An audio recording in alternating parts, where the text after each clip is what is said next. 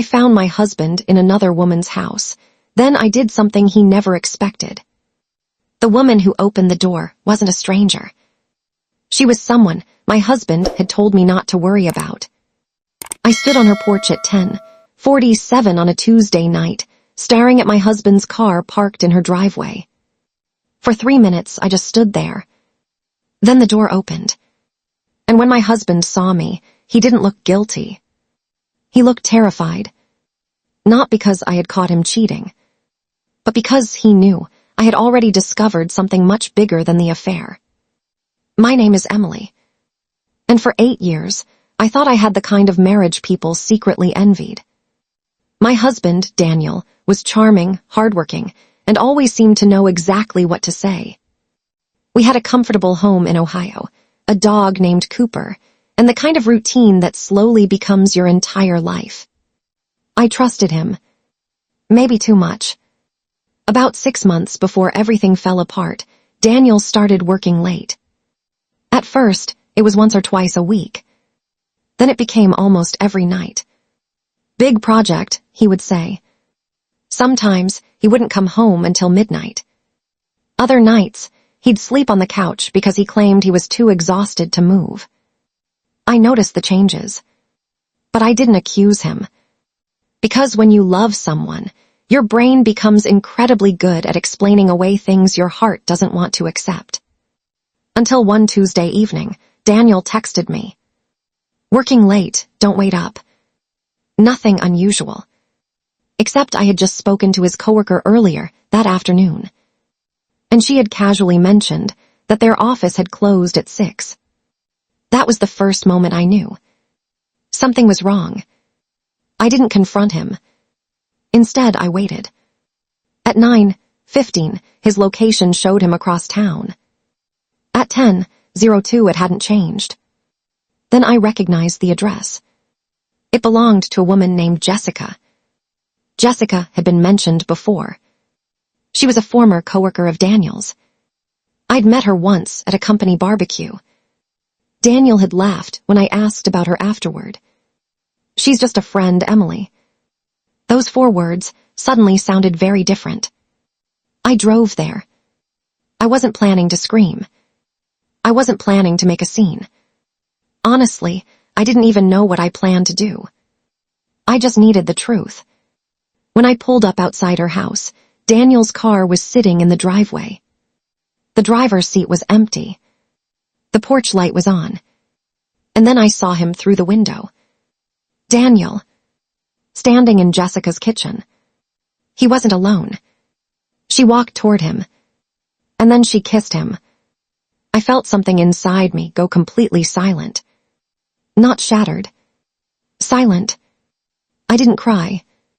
I didn't even get angry. I walked up to the front door and knocked. Jessica opened it. She froze. Daniel appeared behind her. His face turned white. Emily. I looked at him. Then at Jessica. Then back at him.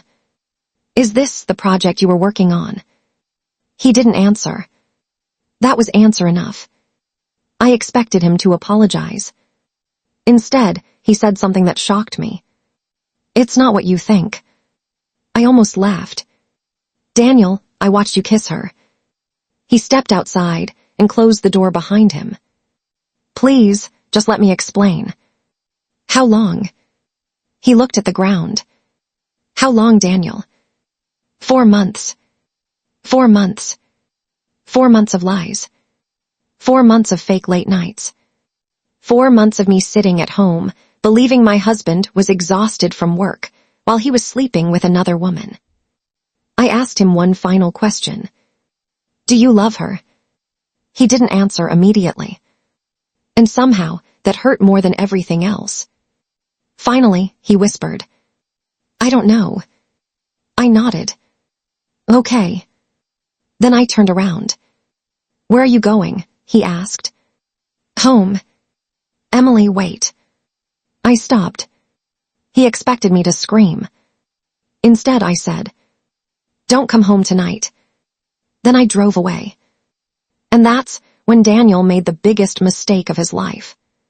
He thought I was leaving because I was heartbroken. I wasn't. I was going home to check something. For months, I'd noticed something strange about our finances. Small withdrawals. Transfers I didn't recognize. Payments from an account I barely used. Whenever I'd asked Daniel, he'd said it was business-related. I had believed him. That night, I opened every financial statement I could find. And suddenly, everything made sense. The expensive dinners. The hotel charges. The weekend trips he claimed were work conferences. They weren't. Daniel hadn't just been cheating on me. He had been using our joint money to fund the affair. But there was something worse. 3 months earlier, Daniel had transferred nearly $40,000 from our savings into an account I'd never seen before. The account wasn't in Jessica's name. It was in his. I stared at the screen. Then I found something else.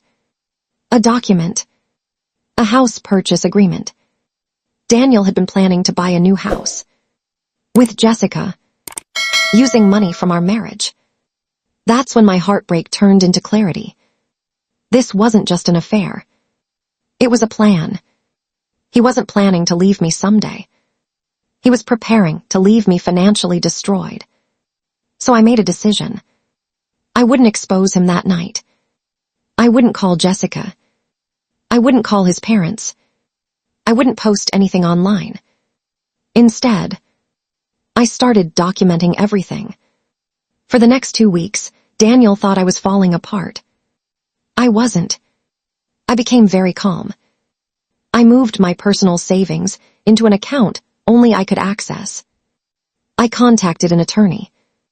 I made copies of every financial record. And I learned exactly what Daniel had been doing. Then I waited. One Friday morning, Daniel came into the kitchen holding a cup of coffee. "Can we talk?" I looked up. "Sure. I think we need some space." I almost smiled. He was going to do it. He was going to leave me. "I understand," I said. He looked surprised. "You're not angry." "I'm tired of being angry." He nodded. Then he said something I'll never forget. "I think Jessica understands me better." I looked directly into his eyes. "I'm sure she does." He packed a suitcase that afternoon. Before leaving, he turned around. "Emily, someday you'll understand that this wasn't about you." I smiled. "Oh, I understand perfectly." He walked out. And for the first time in 8 years, I locked the door behind him. 3 days later, Daniel called me. His voice was different. Panicked. "Emily, what did you do?" I knew exactly what he meant. "I don't know what you're talking about." "The bank." I stayed silent. "Our joint account is frozen." "No," I said calmly. "The money you're talking about is being reviewed." "Emily, you can't do this." "You were right about one thing, Daniel." "What?" "This wasn't about me." I paused. "It was about the money." He started shouting. I let him. Then I told him the one thing he never expected to hear. "I know about the house." Silence. "What house?" "The one you planned to buy with Jessica." He stopped breathing for a second. "How did you?" "You weren't very careful." Then I hung up. But I wasn't finished. The next morning, my attorney sent Daniel the divorce papers, along with copies of the financial records, and one additional document, a complete timeline of his affair. Every hotel, every transfer, every lie, every payment made with our joint money. Daniel tried to save the marriage. He sent flowers. He wrote long messages. He even showed up outside my apartment one night crying. "Emily, please, I made a terrible mistake." I looked at him through the doorway. "You didn't make one mistake." He stared at me. "You made hundreds of choices." That was the truth. Cheating wasn't an accident. It was a decision, repeated over and over again. Eventually, the divorce was finalized. Daniel lost the money he'd tried to hide, and the house he'd planned with Jessica never happened. And me. I kept my home. I kept Cooper. And more importantly, I kept myself. Months later, I saw Daniel at a grocery store. He looked older. Tired. He stopped me. "Do you hate me?" I thought about it. Then I said, "No." He looked surprised. "I don't hate you anymore." "Then what do you feel?"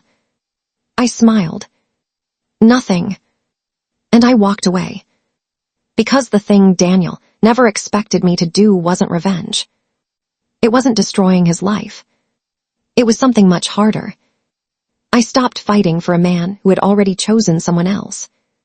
And the moment I stopped trying to save our marriage, I finally started saving myself.